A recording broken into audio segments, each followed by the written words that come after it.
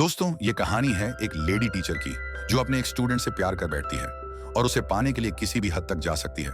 ये स्टूडेंट इस टीचर को बिल्कुल पसंद नहीं करता क्योंकि उसकी पहले से ही एक गर्लफ्रेंड है। लेकिन ये लेडी टीचर इस लड़के को अपने काबू में करने के लिए क्या चाल चलती है, चलिए देखते हैं। कहानी की शुरुआत होती है एक क्यूट स्टूडेंट जेमी से, जो अपनी क्लास टीचर को एक गिफ्ट देती है क्योंकि आज उसका कॉलेज में आखिरी दिन था। जेमी टीचर से पूछती है कि अब उसकी जगह कौन आने वाला है। इस पर वो उसे बताती है कि अब टीचर मॉली तुम सब बच्चों को पढ़ाने आने वाली है, जो बहुत होशियार है और बहुत अच्छी है। अभी वो दोनों बात कर ही रहे होते हैं कि मॉली भी यहाँ आ जाती है, जिसे प्रिंसिपल पूरा कॉलेज दिखाते हैं। तभी मॉली की नजर ग्राउंड में खेल रहे एक लड़के पर पड़ती है।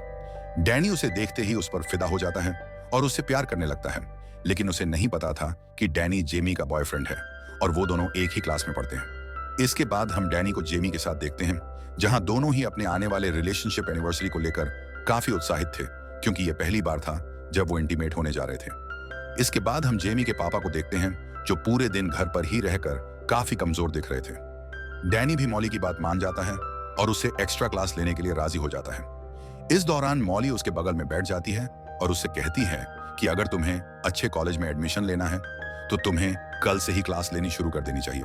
दरअसल ये सब मॉली की एक चाल थी। वो ये सब डैनी के करीब आने के लिए कर रही थी, लेकिन डैनी उससे कहता है कि कल की क्लास काफी नहीं है। वो ऐसा करने से मना कर देता है क्योंकि कल उसकी और जेमी की रिलेशनशिप एनिवर्सरी थी। मॉली को ये सब बिल्कुल पसंद नहीं आता। फिर जब डैनी यहाँ से जाने लगता है तो मॉली उससे उसका फोन नंबर ले लेती है।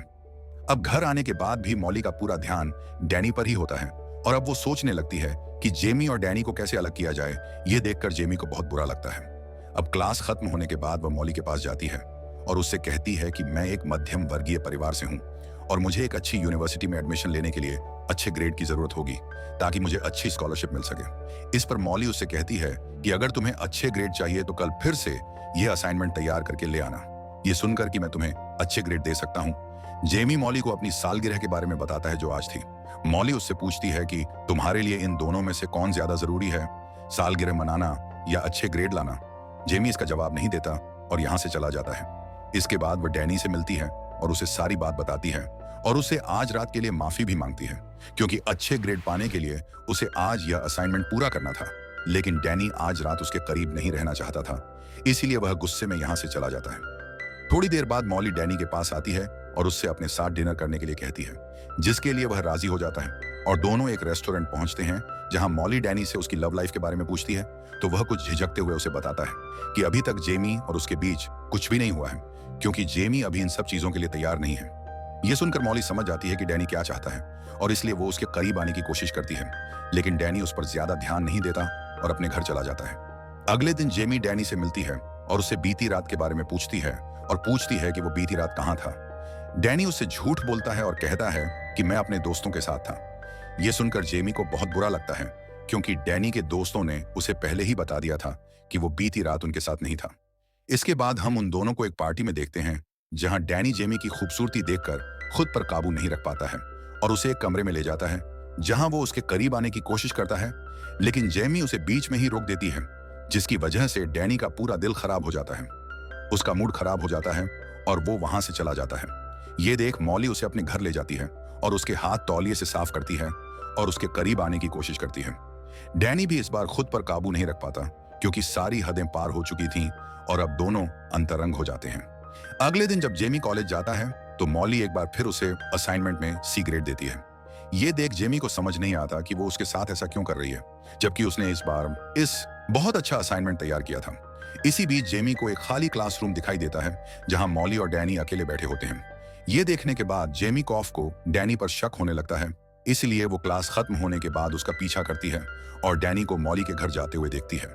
और जैसे ही वो घर के अंदर जाता है, जेमी खिड़की के सहारे अंदर झांकने की कोशिश करती है, जहां उसे मॉली और डैनी एक दूसरे को किस करते नजर आते हैं। जेमी समझ चुकी थी कि डैनी उसे धोखा दे रहा है, इसलिए वो रोते हुए वहां से चली जाती है, लेकिन डैनी उसे जाता हुआ देख लेता है और उसका पीछा करने लगता है।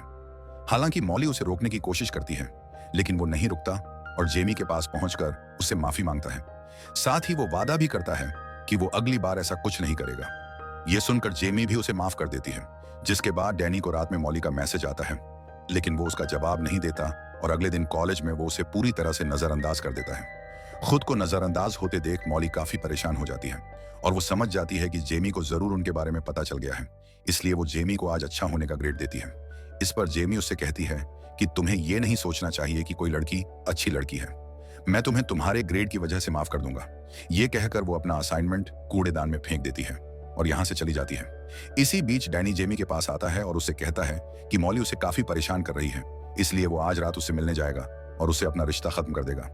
इसके बाद वो मॉली को मैसेज करता है और उसे एक लोकेशन पर बुलाता है। मॉली सोचती है कि शायद वो अब भी उससे प्यार करता है, इसलिए वो जल्दी से तैयार होकर उस लोकेशन पर पहुंच जाती है और बहुत खुश भी होती है।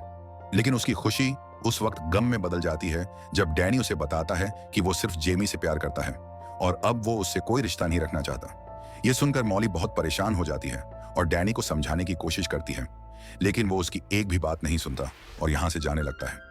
ये देखकर मॉली भी बहुत परेशान हो जाती है। उसे गुस्सा आता है और उस गुस्से में वो अपनी कार स्टार्ट करती है और डैनी को कुचल कर मार देती है। वो उसका खून भी एक कपड़े में बांधकर जेमी की कार के बम्पर पर लगा देती है। वो अपना फोन भी जेमी की कार में छोड़ देती है ताकि सबको लगे कि डैनी की मौत का जिम्मेदार जेमी है और उसी ने उसे मारा है। इसके बाद वो मूवी देखने के लिए एक थिएटर जाती है और मूवी की टिकट अपने पास रख लेती है ताकि वो पुलिस को दिखा सके कि डैनी के एक्सीडेंट के वक्त वो थिएटर में मूवी एंजॉय कर रहा था। फिर हम देखते हैं कि मॉली ऑनलाइन एक मैकेनिक को खोज रही है जिसे वो बहुत सारे पैसे देकर अपनी कार ठीक करने के लिए कहती है और साथ ही उससे ये भी कहती है कि वो इस बारे में किसी को न बताए। दूसरी तरफ जब पुलिस को डैनी की डेड बॉडी के बारे में खबर मिलती है तो वो तुरंत लोकेशन पर जाते हैं। वो वहां पहुंचती है और ये पता लगाने की कोशिश करती है कि डैनी की इस हालत के लिए कौन जिम्मेदार है। जेमी को उसकी एक दोस्त जेनी की मौत के बारे में भी बताया जाता है। ये सुनते ही वो भागती हुई पुलिस स्टेशन जाती है और पुलिस को बताती है कि उसे अपनी क्लास टीचर पर शक है, क्योंकि मॉली और डैनी का कुछ दिनों से अफेयर चल रहा था और कल रात वो मॉली से मिलकर सब खत्म करने वाला था। इसके बाद पुलिस बिना समय बर्बाद किए पूछताछ के लिए मॉली के घर पहुंच जाती है, जहां वो उनसे झूठ बोलती है और कहती है कि हमारे बीच ऐसा कभी कुछ नहीं हुआ। मैं डैनी को सिर्फ एक अच्छा स्टूडेंट मानती थी। वो पुलिस को मूवी टिकट भी दिखाती है और अपने चोरी हुए फोन के बारे में भी बताती है जिसे उसने खुद जेमी की कार में रखा था। मॉली की बात सुनकर और टिकट देखकर पुलिस भी सोचने लगती है कि शायद उसी ने फोन चुराया है। सब सच बोल रहे हैं। इसके बाद पुलिस शक के आधार पर जेमी के घर की तलाशी लेने जाती है और जब वो उसकी कार की चेकिंग करते हैं तो उन्हें कार के बम्पर पर डैनी का खून मिलता है। जेमी की कार में उन्हें मॉली का फोन भी मिलता है जिसमें डैनी से मिलने का मैसेज भी आया था। ये सारे सबूत देखकर पुलिस जेमी को गिरफ्तार कर लेती है, लेकिन जेमी के माता पिता उसे जमानत पर रिहा करवा लेते हैं। जेमी अपनी मां से कहती है कि उसे लगता है कि जेनी की हत्या किसी और ने नहीं बल्कि मॉली ने ही की है। अब जेमी की मां मॉली के खिलाफ सबूत जुटाने की कोशिश करने लगती है ताकि वो जेमी के सिर से डैनी की हत्या का इल्जाम हटा सके। इसके लिए वो सबसे पहले कॉलेज जाती है और चुपचाप मॉली के बैग से उसकी कार की चाबी निकालती है और फिर उसकी कार की चेकिंग करती है और तब उसे उस मैकेनिक के बारे में पता चलता है। वो मैकेनिक के पास जाती है और उससे मॉली के बारे में पूछती है, लेकिन वो उसे झूठ बोलता है कि ना तो उस नाम की कोई महिला उसके पास आई और ना ही कोई कार आई। यह सुनकर जेमी की मां बहुत परेशान हो जाती है और वह दुखी होकर वहां से जाने लगती है। तभी मैकेनिक का एक कर्मचारी उसके पास आता है और सारा सच बता देता है कि कैसे मॉली ने बहुत सारे पैसे देकर उसकी कार ठीक करवाई थी। जब जेमी की मां उसे पुलिस के सामने भी यही सच बताने के लिए कहती है तो वह ऐसा करने से मना कर देती है, क्योंकि मैकेनिक उसे नौकरी से निकाल देता और यह नौकरी उसके लिए बहुत महत्वपूर्ण थी। इसके बाद जेमी की मां घर आकर यह बात अपने पति को बताती है और जेमी भी चुपचाप उनकी बातचीत सुनती है और वह अपनी मां से मॉली के घर चलने के लिए कहती है, लेकिन वह मना कर देती है। ऐसा इसीलिए क्योंकि उसके पैर पर एक ट्रैकर लगा हुआ है जिसे पुलिस ने लगाया था ताकि जेमी भाग न जाए। हालांकि इस समय जेमी अपनी मां की बात सुनती है, लेकिन रात को जब उसके माता पिता सो जाते हैं तो वह अकेली मॉली के घर जाती है और अपने फोन में रिकॉर्डिंग चालू कर देती है ताकि मॉली की सच्चाई रिकॉर्ड हो जाए। लेकिन उसकी योजना विफल हो जाती है क्योंकि मॉली को जल्द ही पता चल जाता है कि वह रिकॉर्ड कर रही है। इसीलिए वह उसके हाथ से फोन छीन लेती है और गुस्से में वह पूरी सच्चाई बता देती है कि हाँ, उसने डैनी को मार दिया है और अब वह जेमी को भी मार देगी। इसके बाद जैसे ही वह चाकू उठाती है और जेमी को मारने के लिए आगे बढ़ती है, पुलिस वहां आ जाती है और पुलिस उस ट्रैकर की वजह से वहां आई थी। दरअसल जब जेमी अपने घर से निकली थी तो पुलिस ने उसके पैर से बंधे ट्रैकर की मदद से उसे ट्रैक करना शुरू कर दिया था, जिसके बाद पुलिस जेमी को छोड़ देती है और मॉली को गिरफ्तार कर अपने साथ ले जाती है। तो दोस्तों, अगर आप डैनी की जगह होते तो आप इस टीचर के साथ क्या करते? हमें कमेंट में जरूर बताएं। अगर आपको वीडियो पसंद आया हो, लाइक और शेयर करें, सब्सक्राइब करना ना भूलें और बेल आइकन दबाएं। धन्यवाद।